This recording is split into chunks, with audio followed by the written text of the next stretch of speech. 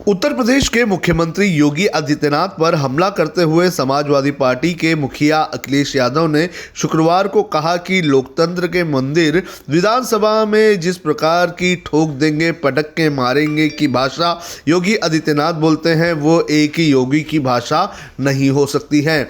अखिलेश यादव ने मीडिया से बात करते हुए कहा कि लोकतंत्र के मंदिर सदन में ठोक देंगे पटक के मारेंगे जैसी भाषा नहीं बोली जा सकती। यादव ने चुटकी लेते हुए कहा कि ऐसा लगता है कि योगी आदित्यनाथ ने बचपन में लाल मिर्च का सेवन किया था, इसलिए उन्हें समाजवादी पार्टी लाल टोपी से डर लगता है। उन्होंने कहा कि लाल भावनाओं का रंग है, हमारा दुख और खुशी इसे रंग के साथ दिखता है। हम ये भी कह सकते हैं कि जिन लोगों का दिल काला होता है वे काली टोपी पहनते हैं।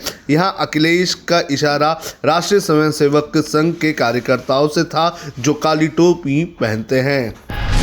कांग्रेस के पूर्व अध्यक्ष और वायनाड से लोकसभा सांसद राहुल गांधी आज तमिलनाडु में कई सारे चुनावी कार्यक्रमों में शिरकत करेंगे।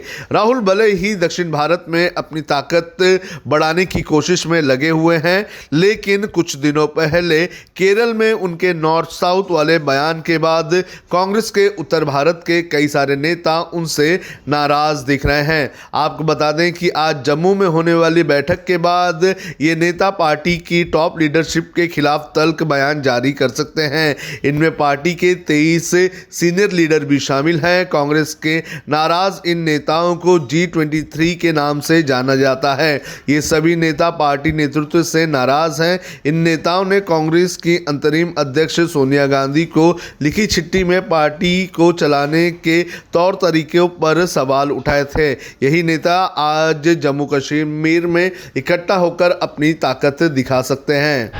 अमेरिका की एक रिपोर्ट में दावा किया गया है कि वॉशिंगटन पोस्ट के सऊदी के पत्रकार जमाल खशोगी की हत्या की योजना को सऊदी के क्राउन प्रिंस मोहम्मद बिन सलमान ने मंजूरी दी थी। रिपोर्ट में यह भी बताया गया है कि क्राउन प्रिंस खशोगी को सऊदी अरब के लिए खतरा मानते थे। तुर्की में इस्तांबुल स्थित संयुक्त अरब अमीरात के वाणिज्य दूतावास में 2 अक्टूबर 2018 को खशोगी की हत्या कर दी गई थी। इसमें वली अशद शहजाद मोहम्मद बिन सलमान की भूमिका को लेकर भी सवाल उठे थे।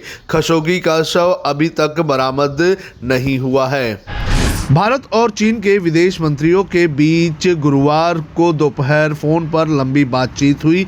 75 मिनट लंबी बातचीत में लाइन ऑफ एक्चुअल कंट्रोल यानी कि LAC पर हालात सामान्य बनाने और तनाव कम करने पर चर्चा हुई। भारतीय विदेश मंत्रालय ने शुक्रवार को इस बात की जानकारी दी। विदेश मंत्रालय के मुताबिक भारत के विदेश मंत्री S जयशंकर ने चीन के फॉरेन मिनिस्टर वांग यी से कहा कि लद्दाख से दोनों देशों की सेनाओं के हटने के बाद बाकी मुद्दों पर चर्चा की जाएगी।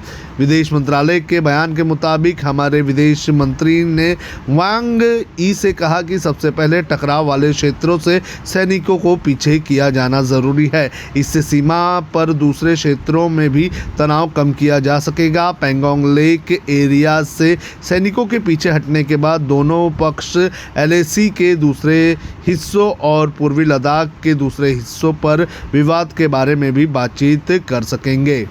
भारतीय अर्थव्यवस्था मंदी के दौर से उबर आई है। उसने वित्त वर्ष 2020-21 की तीसरी तिमाही में 0.4% का विकास दर हासिल किया है। इसके साथ ही पॉजिटिव आर्थिक विकास दर भी पटरी पर आती हुई नजर आ रही है। वित्त वर्ष 2020-21 की पहली 2 तिमाही में भारत की GDP ग्रोथ नकारात्मक रही थी। कोरोना काल में लॉकडाउन के प्रभाव से पहली तिमाही में भारत का विकास दर -23.9 रहा था, जबकि दूसरी तिमाही में -7.5% दर्ज किया गया था। जब हमने HW न्यूज नेटवर्क की नींव डाली थी, तब हमने ये ठाना था कि न्यूज और इंफॉर्मेशन ये लोगों तक फ्री पहुंचनी चाहिए, मुफ्त पहुंचनी चाहिए, और हम आज भी ये वचन पर कायम हैं। पर जैसे आपको मालूम है, न्यूज चैनल चलाने के लिए पैसों की जरूरत है। तो हमको सबको न्यूज फ्री पहुंचाने के लिए कुछ मेंबर्स और कुछ सपोर्टर्स की जरूरत है। जी हां, मेरी आप सबसे गुजारिश कि आप सब HW न्यूज हिंदी की मेंबरशिप को ग्रहण करें। ये सदस्यता स्वैच्छिक है, यानी कि आप अपनी मर्जी के मुताबिक इसे ग्रहण कर सकते हैं, क्योंकि अगर आप इसे ग्रहण नहीं भी करते तब भी आपको HW न्यूज हिंदी के तमाम कार्यक्रम मिलते रहेंगे। मगर अगर आप चाहते हैं कि आजाद न्यूज जो है वो मजबूत हो, अगर आप चाहते हैं कि वो न्यूज जो सत्ता से सवाल पूछती है वो मजबूत हो, तो जरूर बने HW न्यूज हिंदी के सदस्य। जो लोग हमारे 89 रुपए प्रति महीने वाले कार्यक्रम से जुड़ेंगे उनके लिए HW न्यूज का बैच विश मिलेगा।